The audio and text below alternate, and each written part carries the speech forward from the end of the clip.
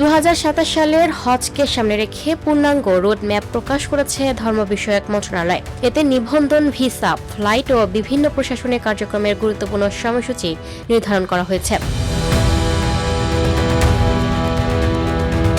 মন্ত্রণালয়ের তথ্য অনুযায়ী আগামী 26 সেপ্টেম্বরের মধ্যে হজযাত্রী নিবন্ধন সম্পন্ন করতে হবে। এরপর 8 নভেম্বর বাংলাদেশ ও সৌদি আরবের মধ্যে দ্বিপাক্ষিক হজ চুক্তি স্বাক্ষরিত হবে। রোডম্যাপ অনুযায়ী 2027 সালের 28 জানুয়ারি থেকে হজ ভিসা ইস্যু শুরু হবে এবং 8 এপ্রিল থেকে হজ ফ্লাইট পরিচালনা শুরু হবে। চাঁদ দেখা সাপেক্ষে 15 মে 2027 অর্থাৎ 9 জিলহজ পবিত্র হজ অনুষ্ঠিত হওয়ার সম্ভাব্য তারিখ নির্ধারণ করা হয়েছে।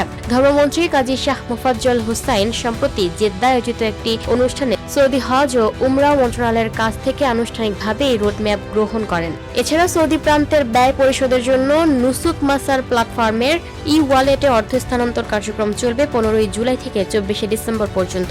হোটেল, পরিবহন, তাঁবু, ক্যাটারিং সহ বিভিন্ন সেবা প্যাকেজের চুক্তি স্বাক্ষর শুরু হবে 2026 সালের 29 জুলাই এবং শেষ হবে 2027 সালের 23 জানুয়ারি। হজযাত্রীদের তথ্য নুসুক মাসার সিস্টেমে আপলোড করতে হবে 2026 সালের 14 আগস্ট থেকে 2027 সালের 28 জানুয়ারির মধ্যে। একই সঙ্গে হজ ফ্লাইট পরিচালনাকারী এয়ারলাইন্সগুলোর সঙ্গে চুক্তি ও প্রয়োজনীয় ডকুমেন্টেশনও নির্ধারিত সময়ের মধ্যে সম্পন্ন করতে হবে। ঘোষিত সময়সূচি অনুযায়ী সব কার্যক্রম সম্পন্ন করতে সংশ্লিষ্টদের প্রতি অনুরোধ জানিয়েছেন ধর্ম বিষয়ক মন্ত্রণালয়। Lucky Akter, update news, Dhaka.